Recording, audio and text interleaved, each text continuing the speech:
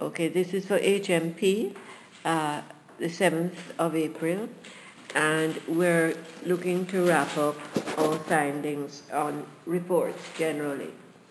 Generally speaking, do we know that we have a number of specific reports, types of reports that can be for specific purposes, yes? Many of you do regular police reports, or you have to read them, like what Mr. Wall gave us. People who work, say, in places like Port Authority, and also you in the prisons, might find yourselves writing incident reports.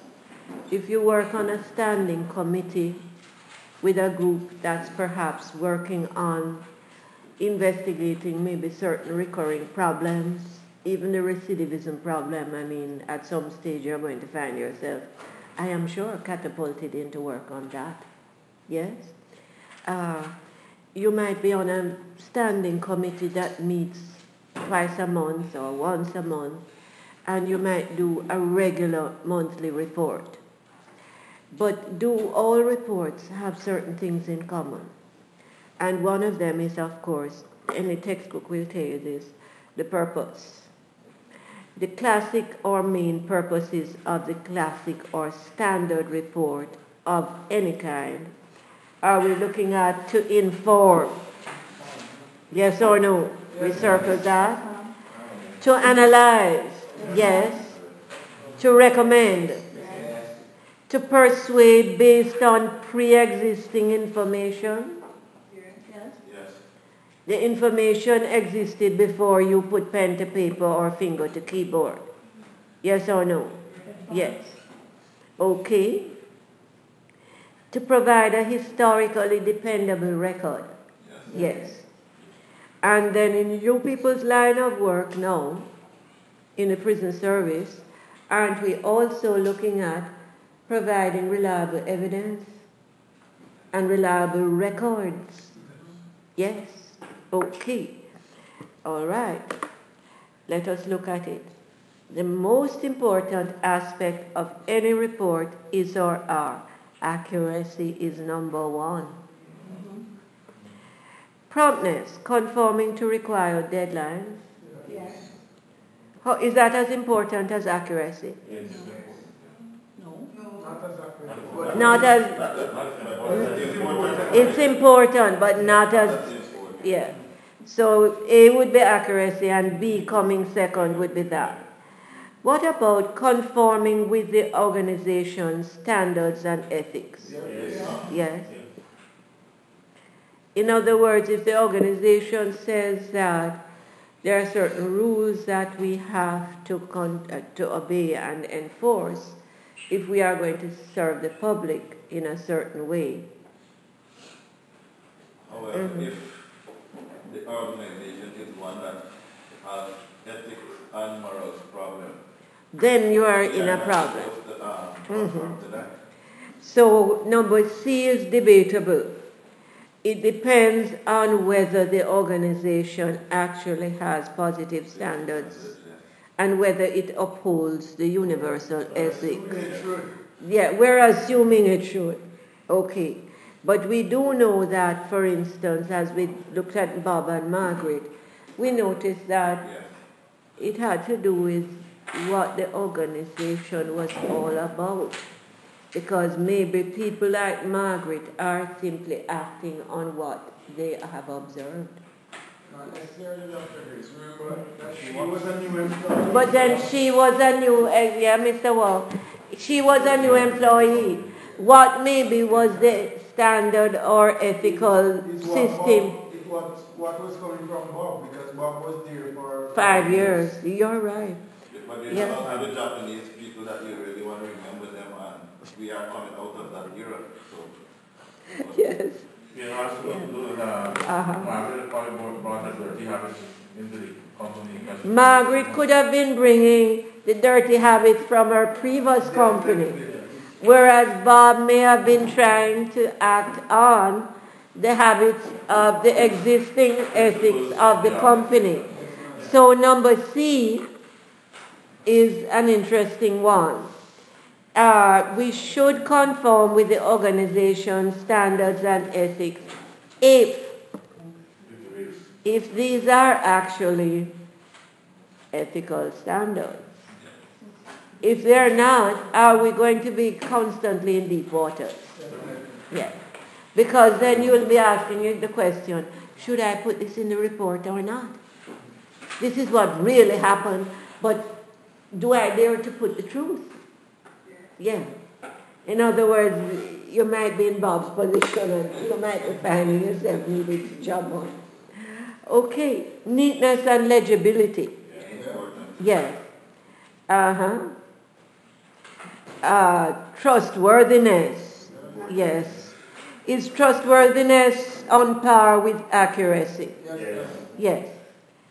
Yes. All of the above?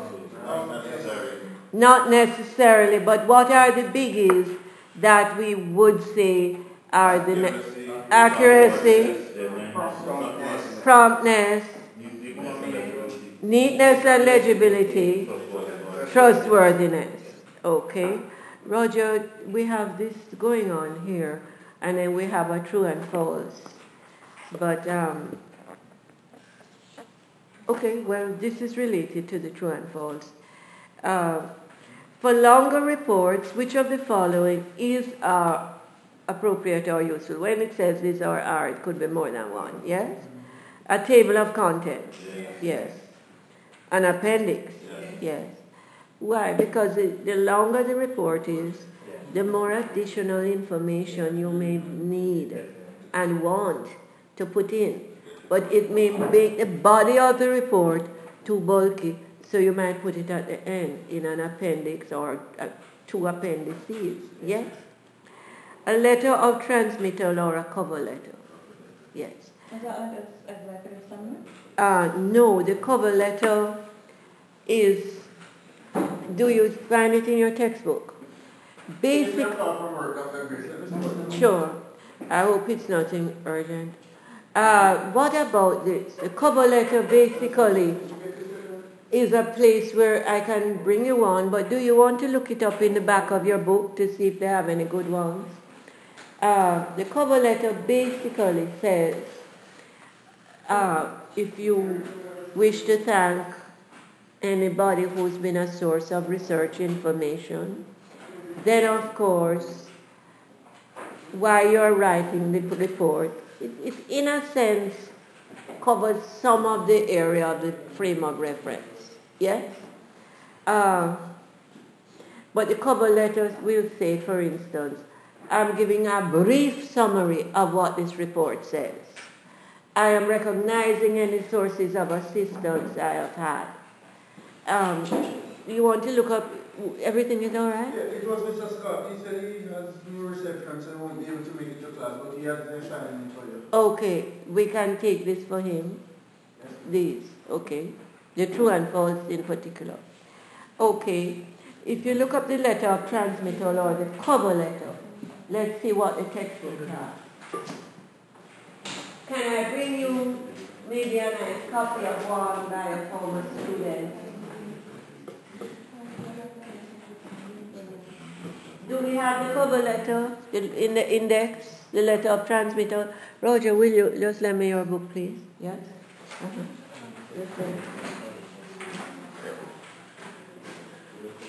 Where are my glasses? Thank you very much.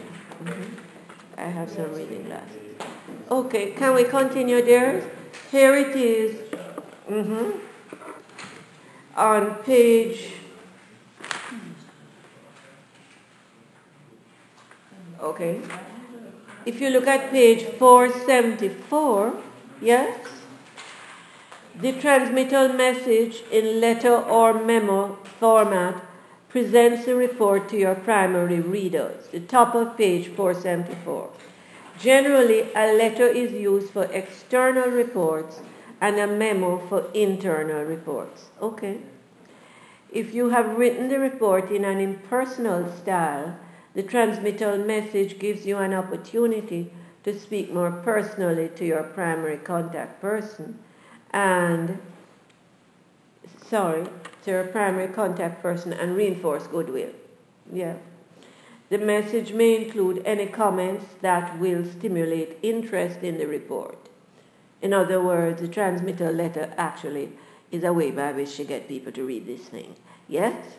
Can you compare it to, like, say, in the beginning of a novel, where you The might preface? a dedication? Yes, yes. Where actually that hooks people. Or, yes, that's true. Or a prologue in some things, yes. Or a preface in some things where the writer actually says, well, this is why I wrote this book. Yes? Okay. That's interesting, yes. That's one way of looking at it, thank you. And it can confirm confidence in you as a researcher and writer, and perhaps can lead to further interesting, responsible assignments. Yes. Appropriate content for the transmittal message includes some, but not necessarily all, of the following: a review of the research problem, in other words, a summary, the purpose and the methods you used, highlights of major findings, significant recommendations, comments about the research experience, an offer to discuss the report or assist with future projects. Mm-hmm. Is this where I've also seen where people will say, I'm in debt to the members of such and such a department for the information concerning recidivism at HMP, etc. And sometimes they'll even call names and say, I wish to thank so and such and such a person. Yes. Sometimes I wonder about the ethics of that. Thanking people? Yeah, because there are people who are going to thank their friends all the time. Because their friends seem to be very important and doing such a good, wonderful job. Yeah, well, this happens. This happens in an unethical organization. But the truth is, what I've learned from life is that what goeth around cometh around. I think something without calling names is more an appropriate thing, because calling names, if you're calling names, maybe we're getting too personal. And you can just or accidentally leave out names, which yeah, can cause a problem. maybe just say, I wish to thank the members of such and such a department. Yes. The truth is, my friend, I have a lot of gray hairs in my head. Yeah, and what time has taught me is don't get too upset about. We have no control over. Yeah, not only what we don't have control over, but unethical people have a way of eventually cutting their own throats.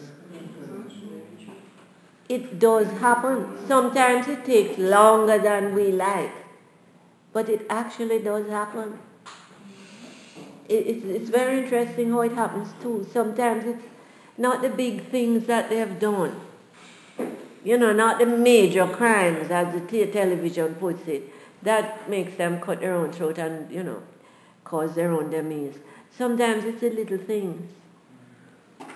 So, yeah, but it's a good point. Don't call names. Simply say members of such and such a department. Yeah? You are saying, my friend? You might want to be general when you are maybe addressing a large crowd and relaying thank you. Mm-hmm. Or you might, if you might want to do it individually through a note or emails or...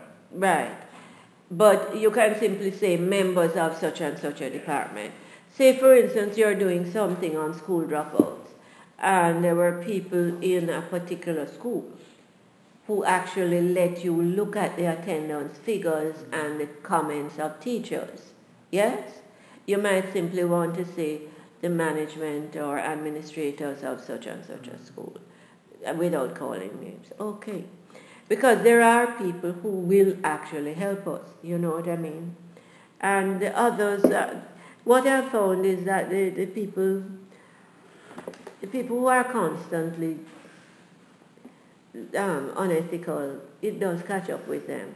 Sometimes it's not in their professional lives. Sometimes it's in their personal lives. In other words, the people who on the job are constantly trying to cut somebody else's throat. Sometimes if you find out what happens in their personal lives, they, what? And they're living this dirty life, to quote Gregory Isaacs.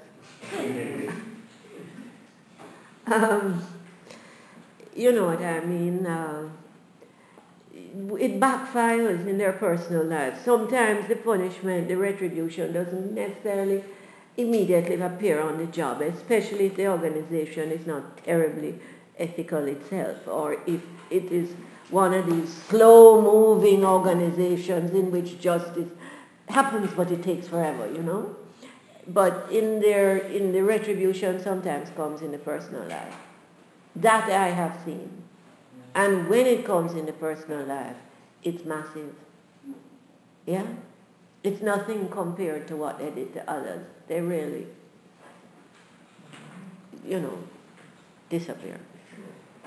So, okay, so we don't want to get too personal, but we also understand the value of the recognition and giving credit where credit is due.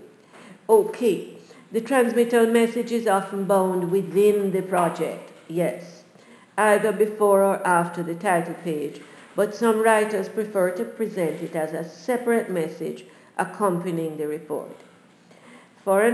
See illustration 1610 for an example, etc. Okay, so here we are. That's number 1610 on page 495, yeah? Okay, and you will notice also that they will sometimes give the acknowledgements. Now, the executive summary is you had asked about it, Raquel. I have known it as a separate kind of summary called the schematic summary, where you actually use subheadings, which is a whole different thing. But they have it here as a synopsis. It's a summary. It immediately precedes the body of the report. Okay, in this summary, briefly state the research problem. We're at the bottom of page 476. The purpose, the research methods, the major findings, the conclusions, and the recommendations. The summary must contain enough information to help a reader decide how much of the full report he or she should read. Yes? And on the top of page 477, some executives, yes, prefer that the summary be no longer than 1 page. But of course, this is the top of page 477, folks. The length and complexity of the report, however, most often will govern the length of the summary. Yes? Question. Are there some golden rules to writing a good summary? Remember, a summary is not a summary if it doesn't summarize. Yes? It's then just another version of the long thing. Yeah. Okay. Now, like when we were in school, people would give us a word count. That, you know, this thing is 500. One-third. Yes. That you're looking at basically a third of the original thing. Are there some, do I have a master list of things that you can actually use as guidelines when you want to summarize anything? Yes or no? Of course. Okay, now, the thing that we did at the beginning, when we said, okay, you're reading something, look for your thesis statement, your topic sentences, you see? Will it get better? You see? Maybe, okay, thank you. Okay, thanks a lot. You were saying, my friend, good summaries do what? They contain a third of the original content. Yes? What do we leave out of summaries? Generally speaking, if you have something, all supporting details. All supporting details. Which is why I said to you at the beginning, don't think you're wasting time to break down the passage and look for topic sentences, thesis statements, supporting details. Because once you've actually invested the initial reading time in that process, it gives you a lot of control. Because we can happily say, we don't have any more pens, Ms. Raquel. Pencils? For this thing. We have? Yeah.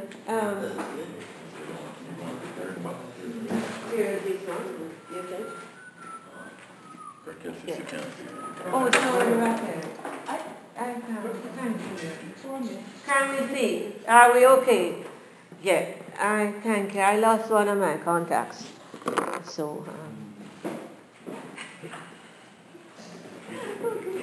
here we are. I was wondering, I'd never seen you in glasses before, has it? No, I'm using one old and one new. Sorry. It happened. Okay, now we continue. But that's why I was bringing it so close to me. Okay. We do what? Omit all supporting details. Omit all repetition. Omit. What about when you're looking at figures? Supposing the original thing gives you a lot of figures. Can you try to give simply an overall statement on what the figures say? If the figures say the majority, if when you look at the figures and it says, okay, 75% of men return to HMP, 60% of women return to HMP, 40% of women under 25 return to HMP, 25% of women over 35 will not return, etc. Right? Now those figures are going to be in your report. So if you're doing your summary, could you find a way to, without having to be a mathematician, could you find a way to simply say the majority or the average will return depending on age groups, gender, and original occupations? Something like that, where you basically are giving the information, but you're not including all the finer details. Yes, so we can come to that. Omit all supporting details, all repetition, all what? Personal opinion. That are not part of your conclusions or recommendations. Does that make sense? Yes or no? Yeah. Do you have to separate your personal opinion from actual facts that were given to you? Yes or no? But writing a good report means doing what? Separating your personal opinion. Thank you very much, sir. Okay. Who was that, Mr.? But we need to give him the true and false. You will collect those for him. Okay. Here we are. This is this one. And I have extras. yeah. And I'll give you this one with my notes on it afterwards, okay? If you want. do good reports mean getting impersonal? Yes, dealing with the facts. Do we have to sometimes separate popular opinions from the information that we were actually given? Yes or no? Do we also have to separate personal opinions? Yes. And do we also need to omit all? So here we are, popular opinions. And does that include assumptions and stereotypes? Yes or no? Yes. Why? We're looking at, this is what? In favor of objective facts. Yes or no? Yeah. And are you people in a position where you can actually see the facts on a daily basis, as opposed to popular opinions of who is in prison, who goes back to prison, and so on and so forth? Yes or no? Yes. Last time when you were profiling prisoners and recidivists, did you give me, remember I was sitting there, did you give me some interesting facts?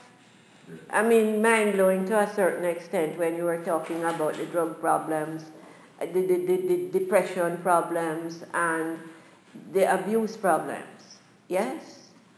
And the lifelong reactions to childhood abuse and females, victims of rape, etc. Okay. So, here we are. What else do we omit? All repetitions, all personal opinions that are not part of your conclusion. What else? Do we focus on topic sentences from your original and thesis statements? Right? And primary supporting details. In other words, important facts and evidence, etc., that you did in fact highlight when you were reading. Even if on the first reading, remember, you're not sure why it is important. You know it's not a thesis statement or a topic sentence, but you also know it is somehow important. Is that probably what we would call primary supporting details? Yes or no? Yes. Yes. Okay. Then, of course, we will pay attention to what? All figures, dates, statistics, yes, budget breakdowns, etc. In the summary? No, I'm saying when you're writing a good summary, do you pay attention to these? Yes or no? Of course, because they might influence how you present the main ideas. Yeah? In other words, if you are looking at something that is where the statistics and the figures are telling you 50% of these teenagers will come back to prison. Yeah, Raquel? Would that be primary supporting details? Yes or no? Yes, ma'am. Would you be putting that in to your executive summary? No. I notice they don't tell us whether the executive summary should use subheadings. Where I have met it before in other textbooks, it actually says that you create subheadings for the executive summary, or what they call the schematic summary. I can't say that I've ever seen one with subheadings. In the textbook for the other course that Mr. Brownfield teaches, it actually teaches you that you create your subheadings. But maybe that is for a longer executive summary, where, for instance, there is an article on recidivism and the solutions that are being explored, maybe in Florida. Yes? This article is about 10 pages long, and you are asked to summarize it. Yes? It's what they also call a schematic summary, schematic, where definitely you have the challenges to create subheadings that will help the person. Say you are an executive assistant to somebody very busy. Yeah? Or a special assistant. You know, somebody, you need a special assistant, Raquel. Yes? But you might be used as a special assistant too. But if you're doing that, one of the reasons you're writing this is this person doesn't have the time to wade through all 10 pages. So in actual fact, you are going to read the 10 pages and you are going to make a summary of maybe 2 pages or 2.5 or maybe 3. Yes? Will you then have to create subheadings that help your reader, this very super busy person, to move quickly through and decide how much more he or she wants to read? In other words, your subheadings must be good guidelines as to what was really, really important in this article. Fair enough? They call it the schematic summary, schematic. It's a longer version of what they call the executive summary here. And you're saying, Raquel, you've not seen them, this executive summary with subheadings. No. Okay? So we wouldn't. Thank you. No, well, actually I've dealt mostly with the schematic summary. Okay. Let's continue. For longer reports, which of the following is or are appropriate? The letter of transmitter. So we've looked it up in the book.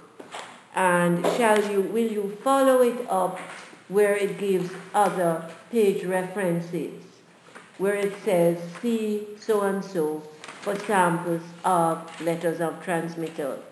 Yes or no? You can follow them up. How many of us want to keep these books, by the way? Shall I find out how much they are? Okay, because otherwise I have to take them back from you in 2.5 weeks' time. Okay, or 3 weeks' time at our last class. Okay, the next one is a bibliography showing formal research, reference, and citations of sources. Yes. Yes, if it's a longer thing, yes. In other words, if you have gone on internet or to a textbook or series of textbooks or people's articles that they have published in various places, do you need to give credit where credit is due with a bibliography? This is for a longer report. And will our textbook tell us how to set up the bibliography? Yes. And you can also go online. Microsoft Word will do it for you. Sorry? Microsoft Word will do it for you. Microsoft Word will do it for you? Where? They have a reference section. In the computer? And you pick the style that you want it to reference in, and it asks you all the relevant information. And then at the end of it, it says insert citations. Wonderful. Yes. Oh, computers are wonderful. Yes. Okay. So number D might be necessary in a longer report. Mini subheadings that help to spotlight the various aspects of the findings. Yes. Because we know some people will not want to read everything. They want to flip through. But your subheadings must be what? Good signposts for them. Below, say which of the types of writing or paragraphs are most appropriate for writing the report, etc. Are we looking at A, exposition, and is it going to assist the analysis of the findings and any needed budget breakdown? Yes. B, narration to outline the events in a typical incident or police report. Did we see that with the ones Mr. Wall brought in? Yes, we read those, I hope. Argument or persuasion to express the conclusions and recommendations. Yes or no? Yes. Description to offer visual images that may be part of the findings or as part of the appendix. Yes. Is description different from exposition? The exposition is the analysis, the discussion. Yes? The description can be visual things, like maps, and then you do a little description at the bottom of the map or the blueprint. Yes? It depends on if you're doing like a pathology report where you need to show. Thank you. Number D, Mr. David is saying you would use description also in a pathology type report as well. Yes. And of course, can some description come into a longer, more detailed incident report? Yes. You're talking about this incident and then you have a paragraph discussing exactly what injuries were received, etc., and how this person looked when you took them to the hospital, etc. Okay. Where on the body they received the injury. Yes. Where you need specifics. Yeah, that give the reader a clear visual word picture. Okay, maybe even sounds as well. All right. Below, please insert 3 tones that are appropriate to any report. Volunteers? Understanding. Polite. Understanding. Sorry? Thoughtful. Empathy. Compassionate. Assertive. Assertive. Informative. Yes? Without being aggressive. Yes? And compassionate without being biased. Yes? Persuasive. Persuasive, certainly, in our conclusion section. 3 tones that are inappropriate in a report. Biased, obviously. Mocking, aggressive, hostile, sarcasm, sorry, revengeful, yes, is a neutral tone very desirable in a report? Do we have to maintain neutrality? Yes. Non-discrimination, do you want? For the undesirable, yes, a biased tone, discriminatory tone, yes.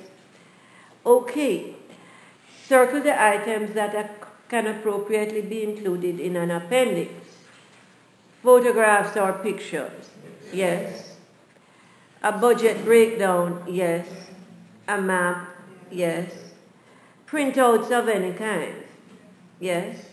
Supportive documents, which could be anything from copies of passports, yes, to receipts that you got from people who run stores who are complaining that, or you've arrested somebody who used to manage this store for these old people, and suddenly there is, the store is going bankrupt and the person cannot explain where the money went. And they give you some receipts that clearly don't cover the stock that's missing. Yeah, supportive documents. And of course, blueprints. Please fill in any suggestions of your own for what you would put in an appendix. Statistics. Medical records. Medical records.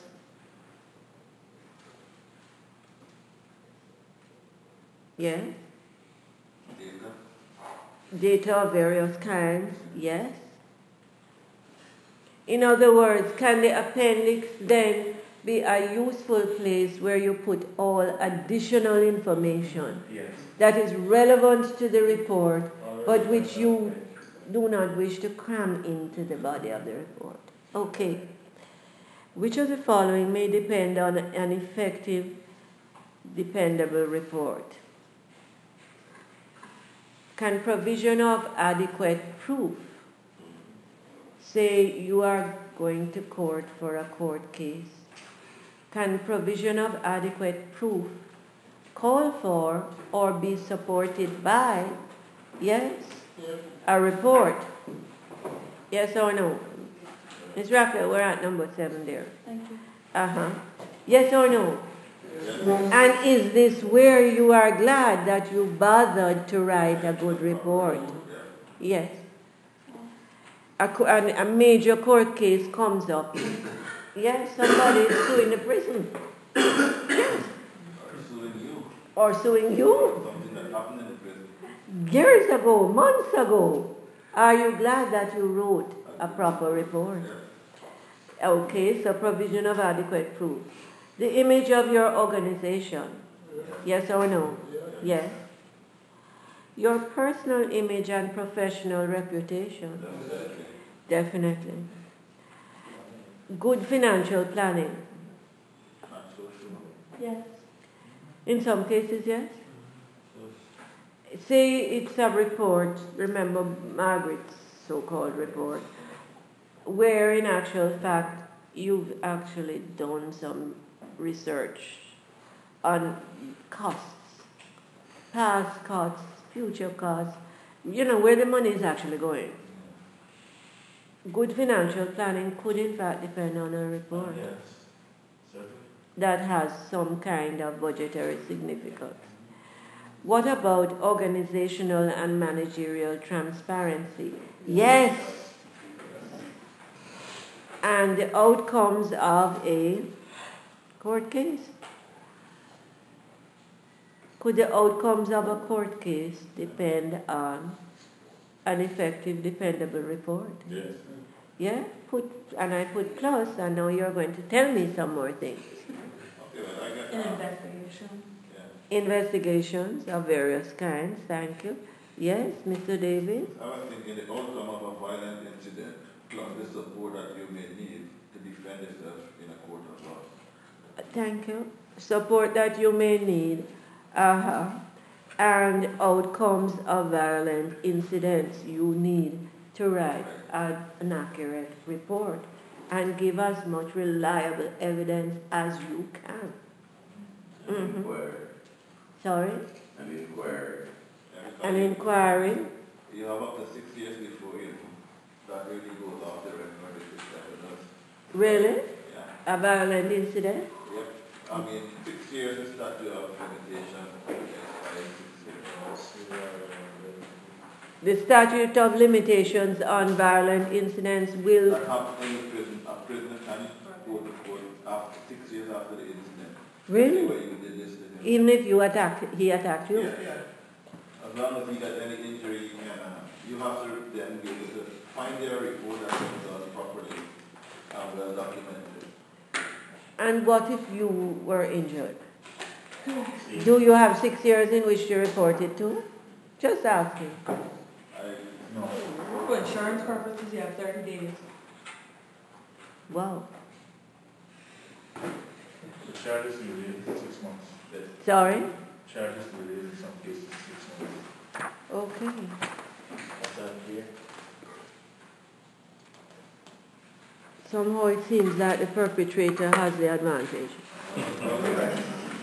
Okay. So can we exchange with each other now for the true and false? Yes, and remember when people are looking at our work, excuse me,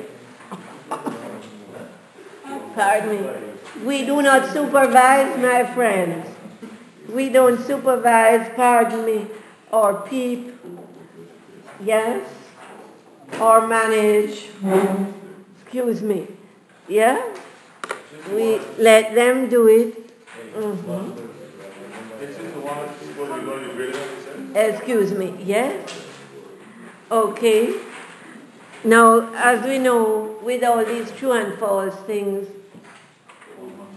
read what's on the paper, not what we expect to be there, yeah? Have we exchanged with our good friends? Yes or no? We do not peep, we do not supervise, we don't advise. Yes? Okay? We don't advise and supervise. Otherwise known as interfering. Yes? Excuse me. Fair enough, my friend? No supervising. Yes? The report is a statement on you, the writer, only. Absolutely, obviously false. What do we put a star? Just put +1. Okay. Yeah. Okay. As reports must be based on facts, no ethics are involved in report writing. False, obviously false. Yes?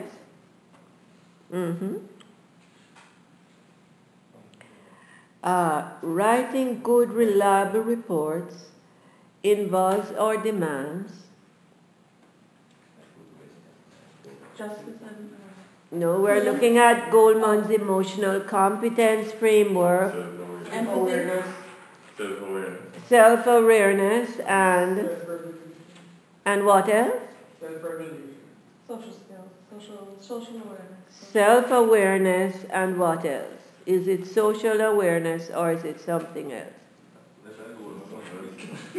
I think we need to pull out the Goldman. What else do we see on the papers in front of us?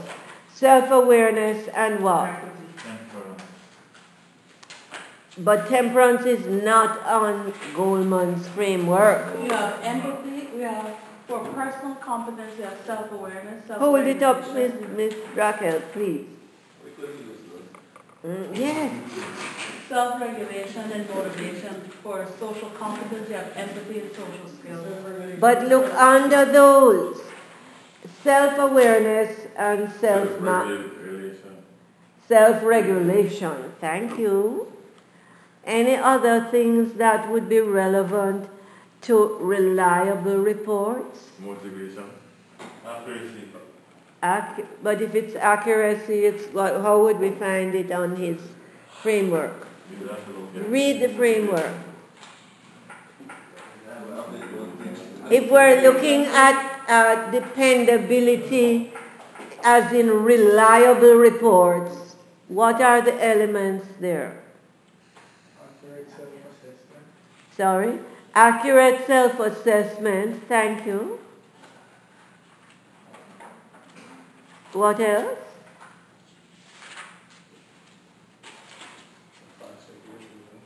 What else? Yeah, but reliable reports. No, look at this framework. Thank you. Trustworthiness and what else? What does Goldman talk about? Trustworthiness and... Doesn't he say trustworthiness and dependability? Yes or no? What does he say there? Do you have yours with you? Let's go back.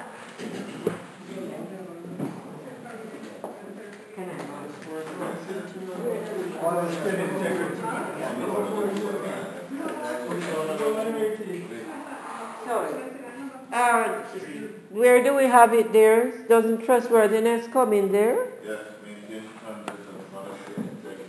What number are we doing? We're doing number 3. Number 3. Do we have trustworthiness and conscientiousness under self-regulation? Yes or no? It's on the left side of the paper here, folks. Trustworthiness, conscientiousness. Some of you also had what else? You also had self-regulation and self-awareness and accurate self-assessment. Are we listening, gentlemen?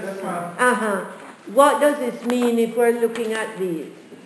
If you have, in order to present an unbiased, factual, reliable report, do you have to control what may be some of your own opinions and personal biases? Do you have to be aware what your personal biases are?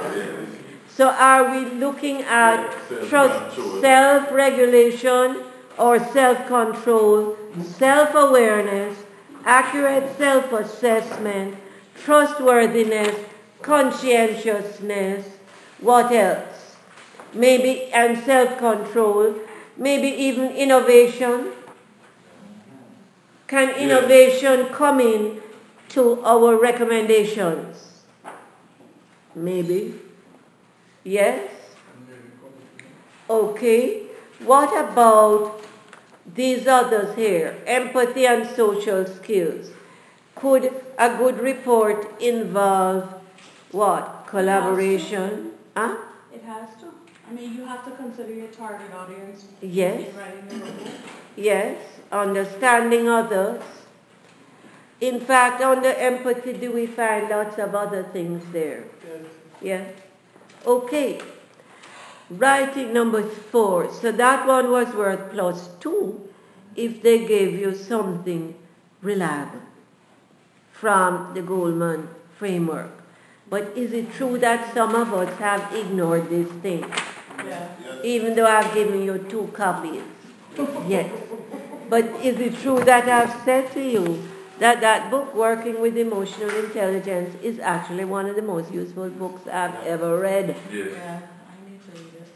That it actually helped me to survive many storms and hurricanes on the job. I don't just mean this job. That in actual fact, it changed my whole, it actually helped my self-esteem, which was really being abused at a certain time. I think I need to read it like every day. No, it actually puts a lot in perspective. Writing good, reliable reports involves the Greek virtues called prudence and what else? Temperance and any other alternatives? Justice. Yes. In fact, does justice make us write certain reports, as boring as they may be? Yes. Yes or no? That's fine. Yes. So they should have, for that one, to get +2 for number 4, they should have justice and temperance. Or temperance. One or the other. Yeah. Mm-hmm. +2? Yeah. +1. +2. Okay. Folks, can you go back to number 1 or 2? Number 1 was false. Put +2. Let them all be worth +2, okay? And number 2, +2 as well. And number 3, if they filled in any 2, it's +2. And number 4 is +2. Now the giveaway question. Accuracy is the crucial aspect of a good report. True. Yes. Reliable, trustworthy reports are historically, so number 5 is true. Reliable, trustworthy reports are historically accurate statements that protect Image, reputation. the image, reputation, integrity, what else? Values of our organization and of ourselves. Yes or no?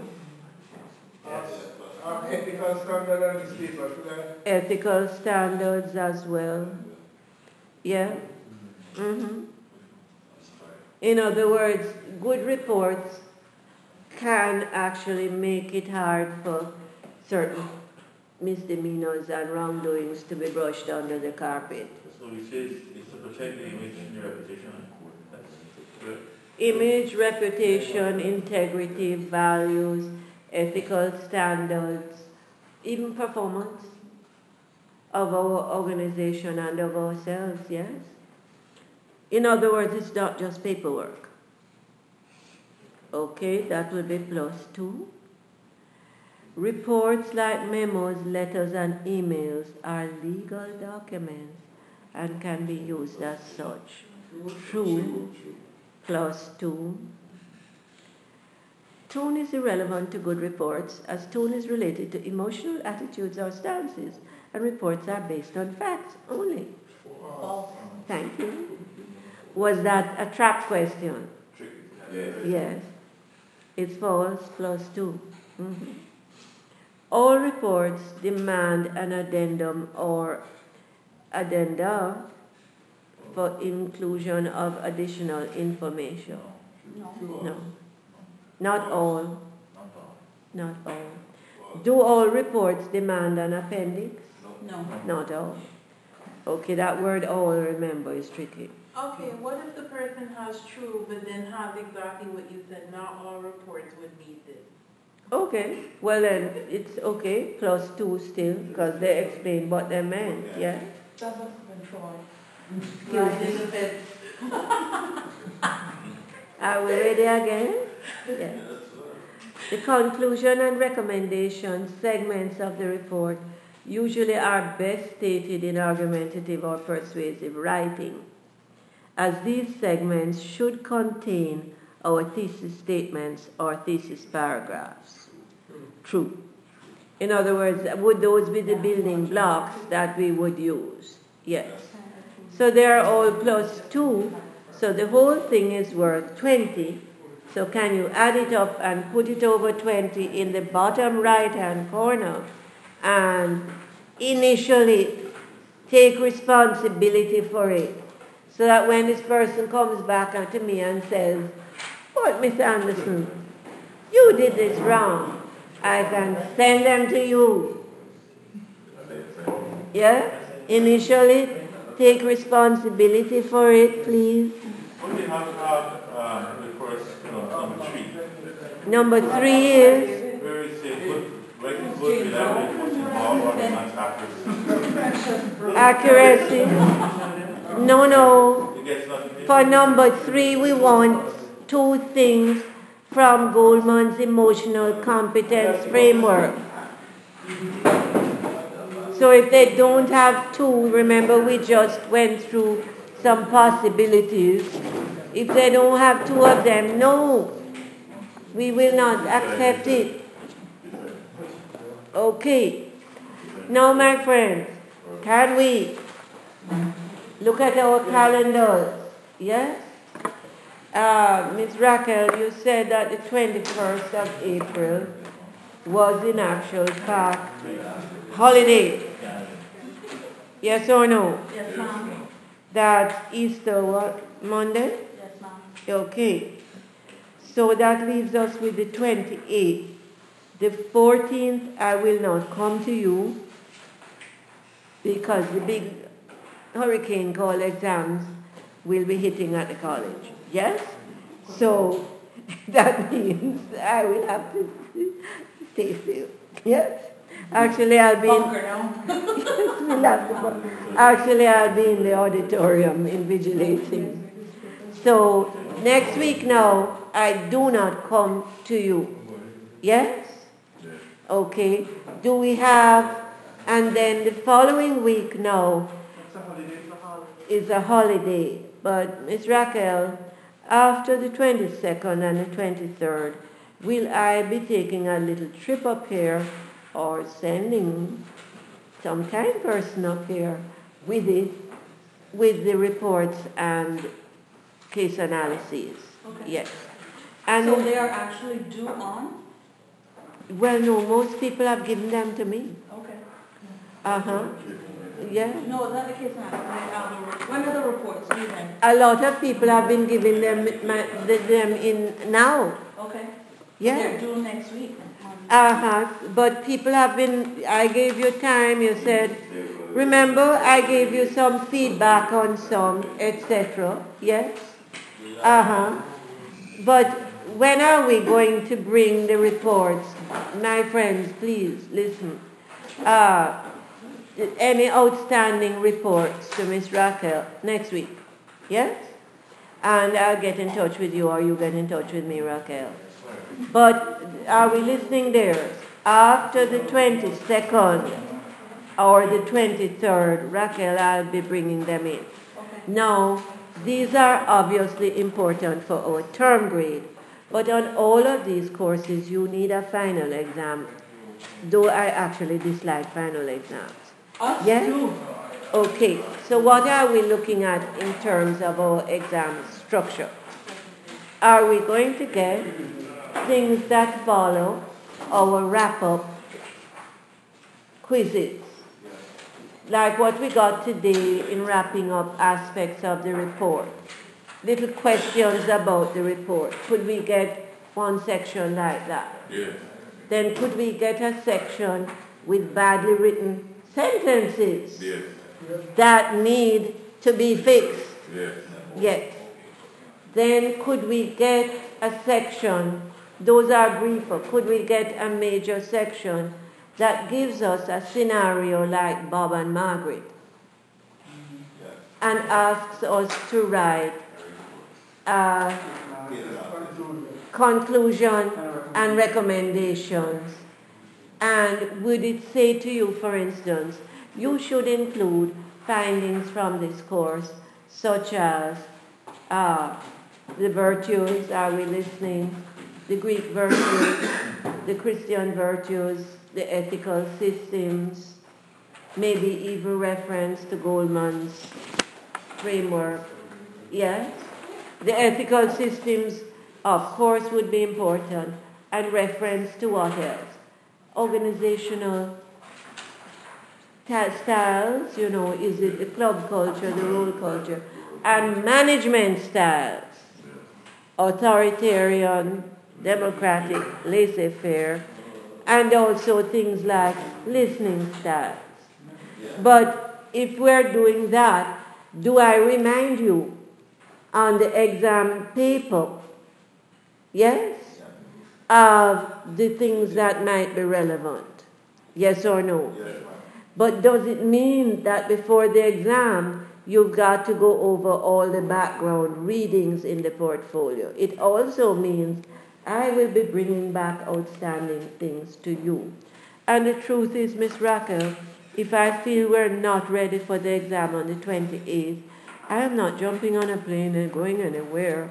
Rest assured, we can postpone it till after the 28th, till the following Monday if necessary. Okay? In other words, I would like us to have a little time to digest everything. We've been rather rushed, and I think, well, put it this way, you people have made sacrifices to come, but sometimes we come and we are stressed, we're worried about what we missed before, we feel we haven't had time to digest the readings, and so on. Can we do some reading, catching up on reading next time? And sometimes I have arrived here stressed too. That's the truth. Before, when Roberto wasn't coming for me, when I was sometimes waiting and we were late in traffic, and then I'd come here very hyper, So, sorry? No, the traffic can, yeah. And so there we are. Are we all right? If we have anything to give me, you will give it to Miss Raquel, and Raquel, you will call me. Yes, no, don't do that. Have I gotten back now your true and false ones? Mr. Walron, could you collect the true and false, all of them now for me, please? Thank you, sir. Thank you.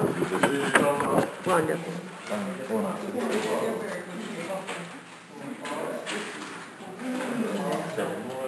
Please make sure that I have all of the true and false ones.